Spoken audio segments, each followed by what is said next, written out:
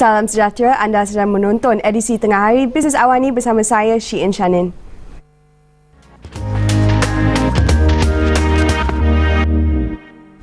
Kita mulakan dengan perkembangan dalam negara. Perdana Menteri Datuk Seri Najib Tun Abdul Razak berkata kerajaan akan menunaikan segala janji yang dibuat demi kepentingan masa depan negara.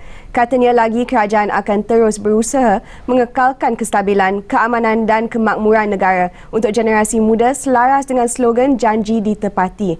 Malah kemajuan dan kestabilan yang dikecapi hari ini merupakan usaha kerajaan untuk menepati ikrar sebelum ini. Dan bersempena sambutan ke-55 Merdeka, Bisnes Awani menerima ramah beberapa pemain industri utama negara. Kesemua mereka mengakui Malaysia menyaksikan transformasi ekonomi ketara pasca Merdeka.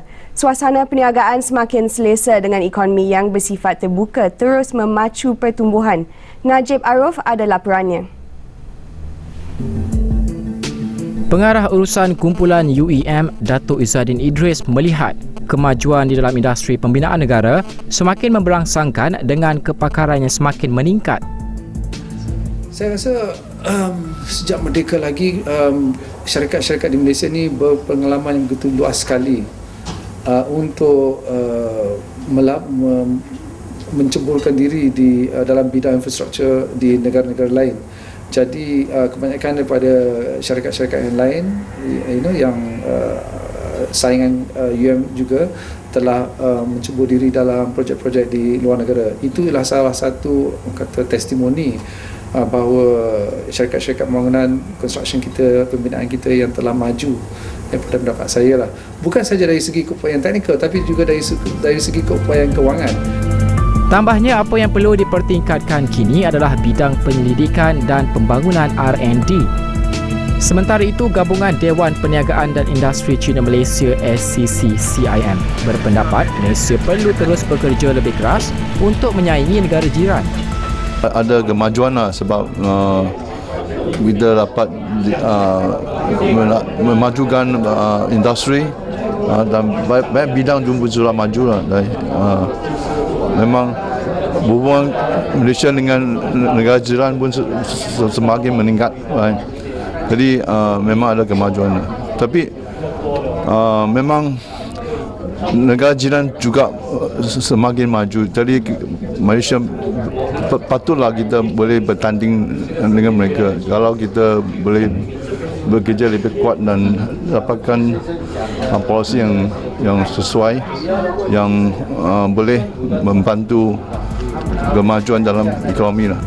Tambahnya, generasi muda harus berpemikiran luas dan menjadi pemimpin terbaik pada masa akan datang dengan membawa negara ke mercu kejayaan, khususnya di peringkat antarabangsa.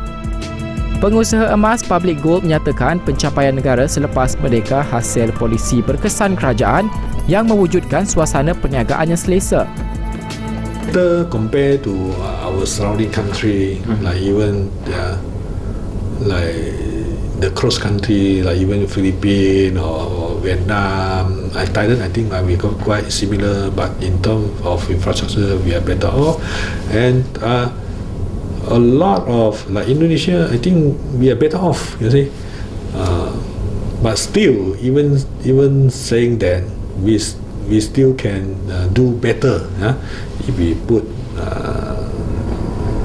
certain policy in the better place and the budget or allocation in the better segment.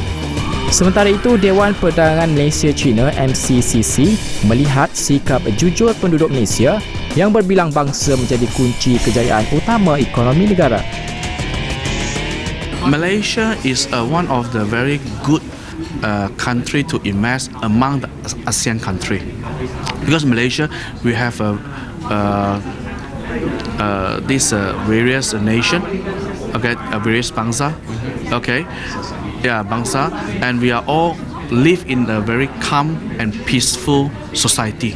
This is first thing, and second thing, Malaysian is I will say that Malaysian is very sincere. No matter it's Malay, Chinese or Indians, we are a sincere person, and this is through our education since when we are young or during the school time, to train us to be sincere, and this is one of the unique selling point that Malaysian can be trust.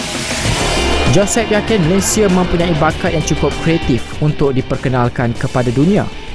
Perubahan selepas merdeka turut dirasai dari bidang pendidikan swasta. Lim Kok Wing University of Creativity and Innovation menyatakan bagaimana Malaysia berjaya meningkatkan sektor tersebut apabila institusi pendidikan swasta semakin berkembang kini dan memberi pilihan luas dalam pendidikan tinggi. Namun penambahbaikan perlu dititik beratkan supaya sektor tersebut terus maju dan menyumbang kepada penghasilan modal insan berkualiti untuk industri. Private institution sepatutnya diberi kelonggaran dari segi menentukan hala tuju pembelajaran untuk anak-anak bawah didikan mereka. Misal kalau kita terlalu terkongkong dengan birokrasi, dengan kriteria-kriteria yang telah ditetapkan oleh badan-badan tertentu yang banyaknya tertakluk di bawah bidang kuasa pendidikan di negara ini. Jadi ada, bukan semualah, kita memang dah banyak berbeza daripada zaman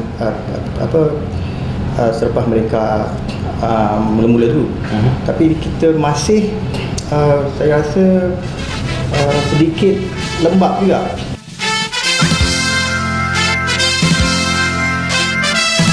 Selepas 55 tahun merdeka, Malaysia banyak mencapai kejayaan terutama dalam bidang-bidang keutamaan ekonomi.